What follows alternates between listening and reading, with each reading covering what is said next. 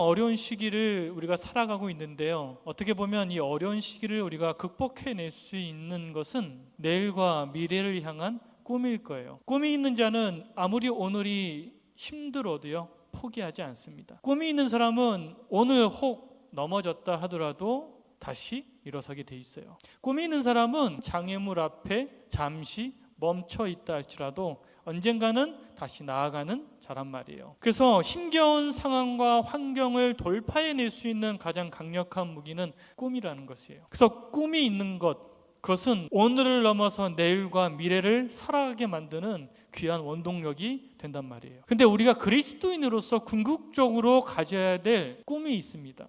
그 꿈은 다른 게 아니라 성경, 하나님의 말씀이 내 삶 속에서 현실이 되어지고 증명이 되는 것, 그게 우리가 궁극적으로 꾸어야 될 꿈이라는 거죠. 그래서 우리가 정말 경험해야 될 것은 하나님이 약속해 주셨던 대로 살아갈 때 그 말씀대로 내 삶 가운데 결실이 맺어지는 것, 그것을 경험해야 돼요. 꿈만 같은 이야기잖아요. 나는 그리스도인이니까, 크리스찬이니까 나는 이렇게 살 것이다, 반드시 하나님이 내 삶 가운데 역사해 주실 것이다 라고 나아갔는데 실제로 정말 하나님이 내 삶 가운데 역사해 주셨다. 그 꿈 같은 이야기들이 내 미래에 반드시 도래해야 된단 말이에요. 그래서 우리가 진짜 진정으로 꾸어야 될 꿈은 다른 부분이 아니라 하나님 말씀이 내 삶을 통해서 증명되어지는 것, 보이지 않는 하나님이 내 삶을 통해서 보여지는 것, 그러한 것들을 우리가 꿈꾸셔야 돼요.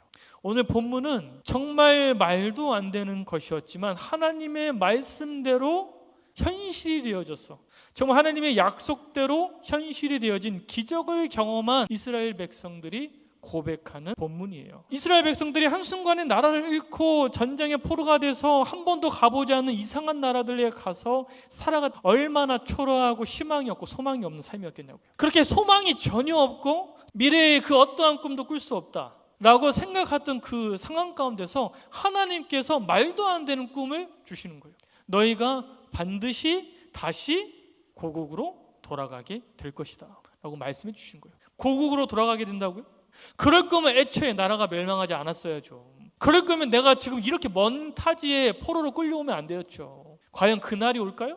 그런 찬란한 미래가 올까? 의심은 들었지만 하나님께서 지금이라도 하나님의 말씀을 신뢰하고 하나님의 약속을 신뢰하면 반드시 그날이 도래할 것이라고 약속해 주셨거든요. 근데 실제적으로 도저히 올 것 같지 않았던 그날이 진짜 현실이 된 거예요. 한순간에 고국으로 귀환을 하게 됐어요. 정말 꿈꾸는 것 같은 감정을 느끼게 되고 웃을 수밖에 없는 정말 즐겁고 행복한 그러한 현실을 맞게 된 거예요. 더욱더 감사한 것은 무엇이었냐면 그렇게 나를 조롱하고 모욕했던 사람들이 도리어 하나님을 찬양하는 거예요. 야, 이거는 하나님이 일하십니다. 정말 말도 안 되는 일이 일어나는 걸 보니까, 너가 고국으로 돌아가게 되는 것을 보니까 정말 이것은 하나님의 일하십니다라고 사람들이 고백하게 되어지는 일들을 보게 된 거예요.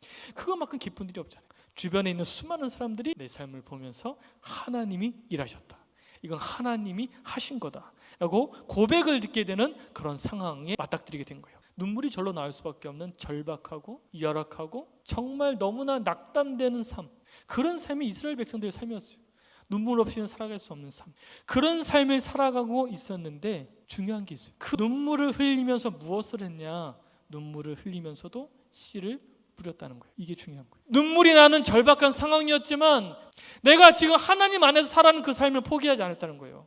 많은 사람들이 조롱하죠. 너 아직도 하나님이냐? 그렇게 조롱을 들을 때마다 더 눈물이 나죠. 더 화가 나죠. 하나님 언제까지? 왜 도와주시지 않는 거예요? 왜 내 삶은 아직도 눈물 없이는 살아갈 수 없는 이런 삶이에요? 불평불만하고 흘리고 씨를 뿌리지 않을 수도 있잖아요. 씨를 뿌리지 않는다는 것은 더 이상 하나님의 말씀대로 살아가지 않을래요, 이거잖아요. 근데 눈물이 나는 상황 가운데서도 눈물로 씨를 뿌렸다는 거예요. 많은 사람들이 조롱했지만, 하나님은 죽었다라고 얘기했지만 하나님이 나를 도우셨어, 내가 기쁨으로 단을 거두게 되었습니다 하고 고백을 하는 거예요.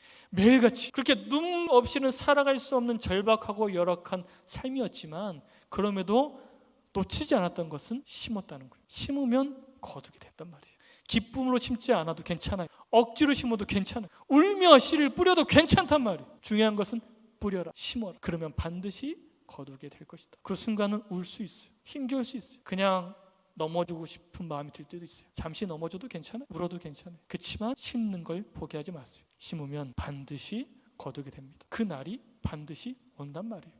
결실을 너무 빨리 기대하지 마세요. 빠른 결실은 풍성한 결실을 가져오지 못해요. 풍성한 결실은 오랜 세월이 걸리는 거예요. 하나님을 위해 심는 것들 정말 많잖아요. 예배의 시간들, 찬양의 시간들, 내 물질, 내 에너지, 여러 가지 그러한 것들이 결코 사라진 것이 아니라 심어졌다. 그리고 반드시 그것은 결실을 맺어질 것이다. 그렇게 기대감을 가지시고 나아가는 우리가 되기를 소망합니다.